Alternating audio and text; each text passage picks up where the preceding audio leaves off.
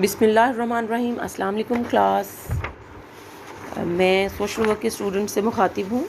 I am your teacher Mrs Anjum Naureen. This is our 4th lecture based on topic social work as a profession. In last lecture we have seen the topics professional traits in social work, systematic and scientific knowledge, and skills and techniques and tools। ठीक है, आज का हमारा topic जो है ये हमारा second lecture है इस टॉपिक में, और हम देखेंगे सोशल वर्क एजुकेशन। ठीक है, social work education has a separate identity in the area of education. अब तालीम के मैदान में देखा जाए तो सोशल वर्क जो है ये एक मुख्तलिफ शनाख्त रखता है। ठीक है, बाकी सब्जेक्ट से डिफरेंट है, बाकी सब्जेक्ट्स की निस्बत इसकी जो नेचर है वो डिफरेंट है। In most of the countries there are provisions for graduate and post graduate level of education in the universities। अब आपको पहले बताया गया कि इसमें बॉडी ऑफ नॉलेज है और उसमें हम ये नॉलेज पढ़ाते हैं। जैसे मैंने आपको उसकी तमाम फील्ड्स बताई, उसके मेथड्स बताए, फिर उसकी प्रैक्टिस की फील्ड्स बताई, फिर हम सोशल प्रॉब्लम्स जो हैं वो हम पढ़ाते हैं, फिर हम स्किल्स सिखाते हैं, फील्ड वर्क कराते हैं। ठीक है, अब सोशल वर्क एजुकेशन पाकिस्तान में आपको कहाँ कहाँ मिल सकती है। ठीक है, सोशल वर्क एजुकेशन का इस हेडिंग का मतलब ये है कि इंस्टीट्यूशंस कौन कौन से हैं, किन किन लेवल्स पे आपको ये एजुकेशन प्रोवाइड की जाती है। तो in most of the countries there are provisions for graduate and post graduate level of education in the universities and other teaching institutions.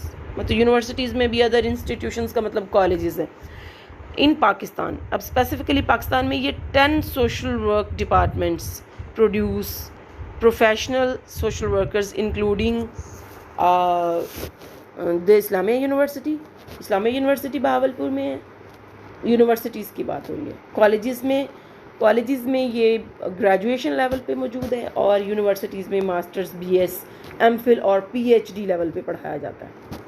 Students are directed to implement their classroom knowledge into field work agencies।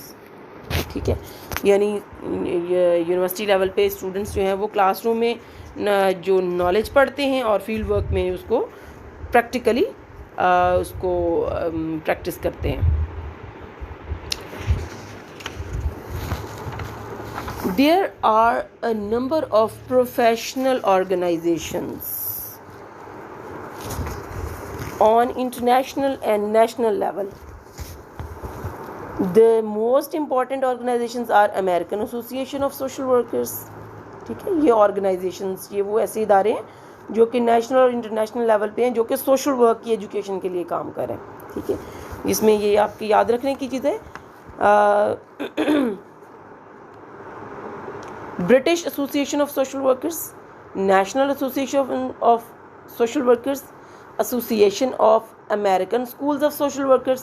ठीक है, international school of social workers, national association of social workers Karachi. ठीक है, ये पाकिस्तान में, हमारे पाकिस्तान में social workers की association है जो कि 1956 में बनी है, और इसकी इब्तिदा हुई है। सॉरी, एसोसिएशन है council, national council of social workers जो है 1956 में वजूद में आई, और जिसके तहत फिर उस कौंसिल ने बहुत सारे डिसीजंस किए, जिसके थ्रू जो है वो मुख्तलिफ एजेंसीज़ जो वॉलंटरी वेलफेयर एजेंसीज़ हैं उनकी रजिस्ट्रेशन और कंट्रोल ऑर्डिनेंस भी बनाया गया, और मुख्तलिफ और जो ऑर्गेनाइजेशंस हैं या NGOs हैं उनकी क्या कहते हैं, उनके लिए फंडिंग के लिए ग्रांट इन एड जो है वो भी जारी की गई। ये एक थोड़ी डिफरेंट और चीज़ें थी जो मैं आपको बता रही थी। अच्छा, सोशल अप्रूवल। अब नेक्स्ट चीज़ क्या है, सोशल अप्रूवल है। Social work as a profession has been accepted by the government. अब अप्रूव भी हो ना, एक प्रोफेशन है, उसका बॉडी ऑफ नॉलेज है, उसकी फील्ड्स हैं, उसमें बहुत कुछ पढ़ाते हैं आप, और उसके इदारे भी मौजूद हैं, लेकिन गवर्नमेंट की तरफ से उसकी अप्रूवल होगी तो ये सब कुछ होगा।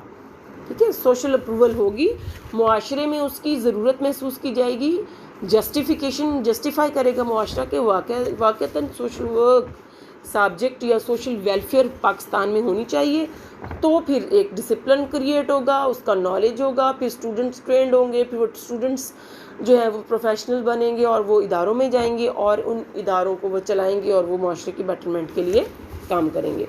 अच्छा, जो प्रोफेशनल सोशल वर्कर्स हैं, मैं आपको इनके बारे में या इन इदारों के बारे में थॉरली किसी और लेक्चर में बताऊंगी, जो कि प्रैक्टिकल नॉलेज होगा, ठीक है, जिससे आपको ये पता चलेगा कि आखिर ये इदारे हमारे पास मुख्तलिफ हमारे शहरों में कहाँ कहाँ वाक़ हैं और उनमें कौन लोग हैं, कौन रेजिडेंट हैं जो कि फैसिलिटेट हो रहे हैं।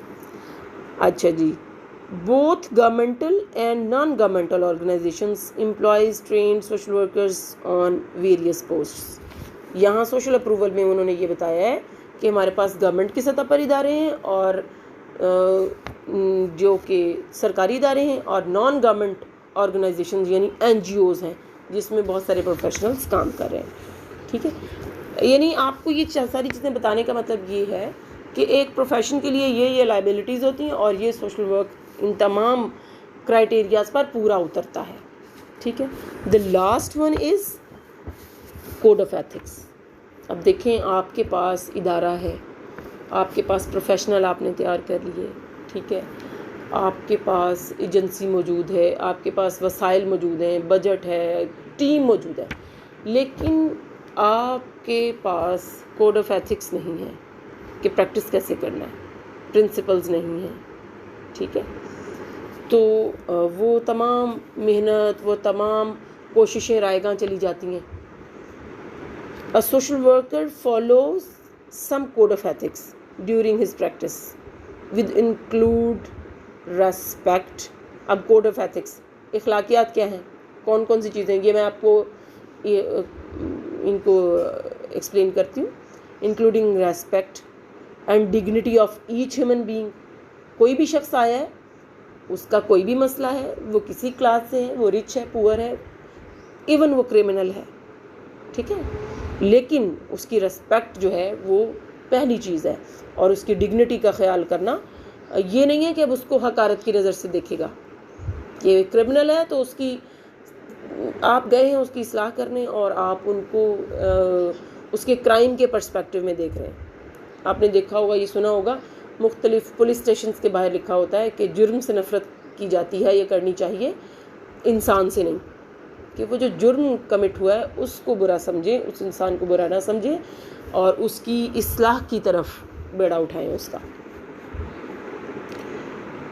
मैचिंग रिसोर्सेज विद नीड्स, ठीक है, कोड ऑफ एथिक्स में मैचिंग रिसोर्सेज। अब एक शख्स है, वो आपके पास मसला लेके आता है, उसके पास जो उसके मौजूदा वसाइल हैं बहुत कम हैं, आप उसको उसी के रिसोर्सेज में मैच करना सिखाएंगे, उसको उसके रिसोर्सेज के अकॉर्डिंगली ही मशवरा देंगे, ठीक है। कुछ ऐसा मशवरा नहीं देंगे कि वो अपने आप को हकीर समझने लग जाए।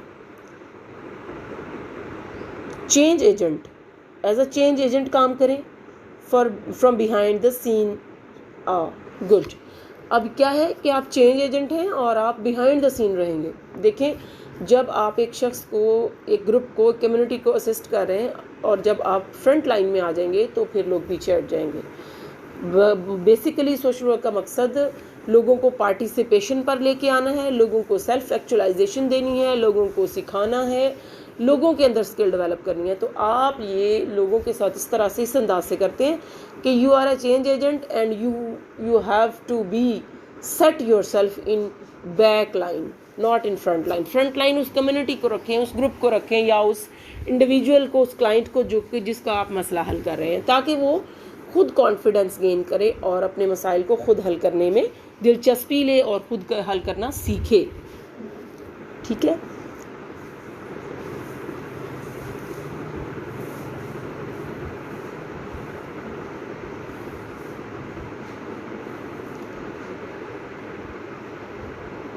The individual or the group of community may emotionally feel that the change was not imposed from the outside। अब इससे चेंज एजेंट जब अपने आप को बैकलाइन में रखेगा तो उससे उसके लोगों के अंदर, उस मुआशरे के अंदर, उस कम्युनिटी के अंदर, उस जमात के अंदर ये फीलिंग नहीं आएंगी कि वो उन पर वो चीज़ जो है वो चेंज ज़बरदस्ती थोपा जा रहा है, इम्पोज किया जा रहा है। वो खुद अपना फ़ैसला करेंगे तो वो खुद उसके लिए ज़्यादा रेजिलिएंट होंगे, ठीक है, उसको ज़्यादा अच्छे तरीके से अपनाएंगे। ही वो has full faith in the client's freedom of expression. Expression की पूरी आज़ादी देनी चाहिए। This is also a great code of ethic. Self judgment, उस क्लाइंट को सेल्फ जजमेंट सिखाएं। This is a code of ethic.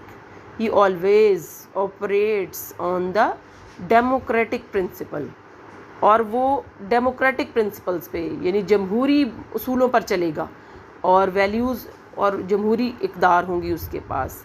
यानी जो भी फैसले डिसीजंस होंगे जब वो जमहूर की तरफ से होंगे, अवाम की तरफ से होंगे, लोगों की तरफ से होंगे, वो वर्कर की तरफ से इम्पोज किए हुए नहीं होंगे। He doesn't believe in any type of discrimination. ये मैंने आपको पहले भी बताया कि सोशल वर्कर का मकसद बिल्कुल भी जानिबदारी या बाइजनेस, उसने बिल्कुल बाइज बिहेवियर नहीं रखना, कोई उसने इम्तियाज़ रवैया नहीं रखना, डिस्क्रिमिनेट नहीं करना किसी भी कास्ट, क्रीड, कोई रिलीजन की बेस या कोई रिलेशनशिप की बेस पर वो बिल्कुल भी डिस्क्रिमिनेट नहीं करेगा। This is also a code of ethic. Thus it can be said that social work is a profession because all the essential characteristics are found in it. In a nutshell, at last, we have seen, we have discussed, we have read this, all the basic things that a profession must have in it. Social worker has in it as well. जैसे कि हमने देखा कि एक social worker जो एक social work profession जो है उसमें वो तमाम चीज़ें मौजूद हैं। उसके पास बॉडी ऑफ नॉलेज है जिसमें मैंने आपको बताया कि हमारे यहाँ हम क्या क्या पढ़ाते हैं। उसके बाद फिर मैंने आपको बताया टेक्निक्स हैं वो सिखाई जाती हैं। उसके बाद मैंने आपको बताया कि सोशल वर्क एजुकेशन पाकिस्तान में किन किन लेवल्स पे कॉलेजेस में, यूनिवर्सिटीज़ में दी जाती है। फिर उसके बाद मैंने आपको प्रोफेशनल ऑर्गेनाइजेशंस का बताया कि प्रोफेशनल ऑर्गेनाइजेशंस मौजूद हैं जहाँ पे इसको प्रैक्टिस किया जाता है, ठीक है। और एट द एंड फिर आपको इसके कोड ऑफ एथिक्स जो प्रैक्टिस जब हम करते हैं उसके दौरान बताए जाते हैं जिनको प्रैक्टिस किया जाता है। और सोशल अप्रूवल, मुआशरे में इसकी ज़रूरत महसूस की जाती है या मुआशरे में इसकी ज़रूरत है, इसकी भी मुकम्मल तौर पर अप्रूवल मुआशरे से ले ली जाती है या ली हुई है। और उसके बाद ये प्रोफेशन जो है वो यहाँ तक पहुँचा है।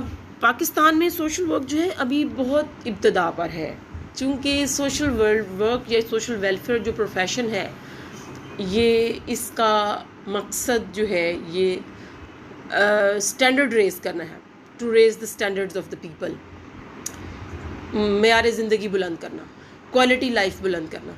तो अभी चूँकि आप सब जानते हैं कि पाकिस्तान तीसरी दुनिया के ममालिक में शामिल है, ठीक है। जब हम थर्ड वर्ल्ड कंट्रीज़ में हैं तो थर्ड वर्ल्ड कंट्रीज़ वो ममालिक हैं जिनके पास अपने खाने के लिए, पहनने के लिए और रहने के लिए यानी बेसिक तीनों जो बेसिक नेसेसिटीज़ हैं, फूड, शेल्टर एंड क्लोथिंग, तीनों मौजूद जिन ममालिक के पास नहीं हैं उसकी तमाम पॉपुलेशन के लिए वो ममालिक थर्ड वर्ल्ड कंट्रीज़ में शामिल हैं, ठीक है। तो इंटरनेशनली हम तीसरी दुनिया में शामिल हैं, तो हमारे यहाँ अभी स्टैंडर्ड ऑफ लिविंग जो है उस पर हम बात नहीं कर सकते। इसलिए अभी हम फ़िलहाल इसको सोशल वर्क को हम उतना ही प्रैक्टिस करते हैं, पाकिस्तान में उतना ही किया जा रहा है, या हमारे बस में इतना ही है, हमारी गवर्नमेंट के पास इतना ही बजट होता है कि वो हमारे मुआशरे के वो लोग जो कि डिप्राइव्ड हैं, बहुत ज़्यादा डिप्राइव्ड हैं, जैसे कि ख़वातीन हैं, विडोज़ हैं, डेस्टिट्यूट्स हैं, ठीक है, उनके लिए इदारे बनाए हैं जिनको दारुल अमान कहते हैं। बच्चे हैं, ऑर्फन्स हैं, यतीम बच्चे हैं, या यतीम नहीं है तो उनके पेरेंट्स उनको खिला पिला नहीं सकते और वो ख़ुद भी एग्री हैं कि वो उन बच्चों को ऑर्फनेज होम्स में, ठीक है, उन यतीम खानों में रखना चाहते हैं, तो उन बच्चों को उन ऑर्फनेज होम्स में रखा जाता है और वहाँ उनको उनका ब्रॉटअप वहीं उन इदारों में होता है, ठीक है। इस तरह और भी बहुत सारे इदारे हैं। तो बताने का मकसद ये था कि अभी पाकिस्तान में जो main basic philosophy of social work है, जिस लेवल तक इसको प्रैक्टिस होना चाहिए, ये नहीं हो रहा या नहीं कर सकते अभी हम, जब तक हमारा मुल्क जो है वो तरक्की नहीं कर लेता और अपने जो बेसिक नेसेसिटीज़ की जंग है उससे नहीं निकल सकता। ओके जी, ये आज हमारा टॉपिक कंप्लीट हुआ। इंशाल्लाह हमारा थर्ड लेक्चर जो होगा, नेक्स्ट जो हमारा लेक्चर होगा वो हम आपको मैंने कोर्स कंटेंट्स सेंड कर दिए। आप ग्रुप में सोशल अपना जो हमारा व्हाट्सएप ग्रुप है उसमें देखिएगा, जो हमारा आपका सिलेबस है, टोटल आपका सिलेबस जो आप इस सेमेस्टर में पढ़ेंगे वो मैंने आपको कोर्स कंटेंट्स सेंड कर दिए। ठीक है, उसमें से ये सेकंड टॉपिक था जो कि मैंने आज आपको कंप्लीट कराया है। इंशाल्लाह नेक्स्ट लेक्चर में जो कि हमारा 5th लेक्चर होगा उसमें हम थर्ड टॉपिक स्टार्ट करेंगे। ओके, अल्लाह की अमान हो और अपना ख्याल रखिए। अपने फ़राइज़ की अदायगी में जो है वो ज़िम्मेदारी का मुज़ाहरा कीजिए। ओके, अल्लाह हाफ़िज़।